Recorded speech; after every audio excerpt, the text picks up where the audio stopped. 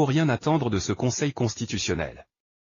Au moment où ces lignes sont écrites, le Conseil constitutionnel n'a pas encore rendu public le rejet du recours du mandataire de Ousmane Sonko.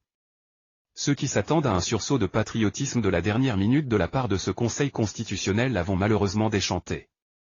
Ce Conseil constitutionnel-là, celui qui a été monté de toutes pièces par Macky Sall avec des arrière-pensées peu glorieuses, celui qui n'a jamais manqué depuis 2012 à son devoir de gratitude envers son patron, même lorsqu'il a fallu inventer aux législatives de 2022 une règle électorale risible digne d'un film de comédie sur les républiques bananières, celui qui va jusqu'à chanter les louanges de la première dame au lieu de se limiter à faire prêter serment au président réélu en 2019. Celui qui depuis le début du processus de validation des candidatures n'a cessé de faire de Yaoundé un enfant de cœur, ce Conseil constitutionnel a déjà prouvé qu'il n'a aucune intention de mettre le droit et le devoir d'impartialité au-dessus des désirs du chef. Ce Conseil constitutionnel version Macky Sall est déjà entré dans l'histoire de la plus triste des manières.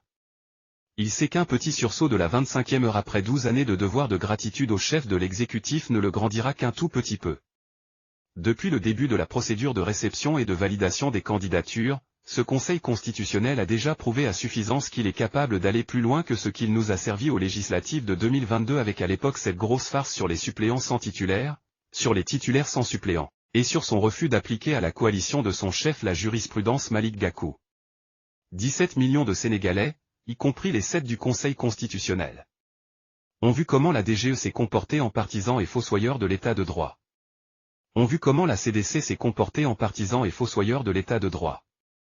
Ont vu comment Macky Sall a mis la Sénat en état de sommeil profond, en remplaçant sans gêne certains de ses membres par des militants engagés connus. Savent que les candidats à la présidentielle que sont Ousmane Sonko et Bassirou Diomaye Faye sont victimes de conspiration.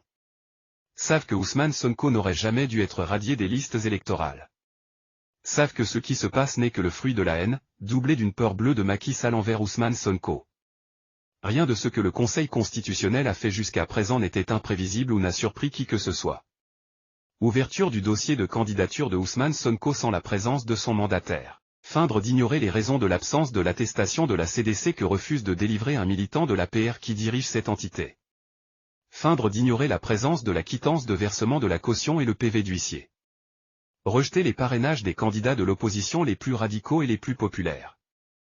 Valider les parrainages des candidats plan B, C, D, E, F de Macky Sall. Valider les candidats de diversion dont d'illustres inconnus incapables de rassembler 1000 parrains. Donc ce vendredi 19 janvier, le Conseil constitutionnel ne devrait surprendre personne. A priori il refusera d'ouvrir les yeux pour voir, reconnaissant ainsi le droit à n'importe quel fonctionnaire, même militant de parti, de refuser de délivrer une pièce nécessaire à un candidat à la candidature. Le prochain président qui veut s'éterniser au pouvoir dira simplement à la CDC de refuser la caution de tous ses adversaires, ou à un maire de refuser de délivrer des extraits de naissance à ses adversaires. Bassirou Diomaye Faye quant à lui, il l'a échappé belle grâce à la ténacité des experts informatiques du PASTEF. Mais il est attendu au tournant puisque les sondages le donnent malheureusement vainqueur lui aussi face aux candidats de la continuité de la dictature. Cheikh Tidiane Diaye et Déthié Fall ont échappé belle grâce à leur position favorable dans le tirage au sort, qui laissait peu de place à l'invocation de doublons. Habib Sy a échappé belle grâce au parrainage des députés. Quoi que conclura ce Conseil constitutionnel, cette décision de calme des Sénégalais à quelques encablures des élections en dit long sur leurs intentions régler le problème, Chini, Walla China, au 25 février 2024. Le chaos tant espéré par le chef sortant n'aura pas lieu.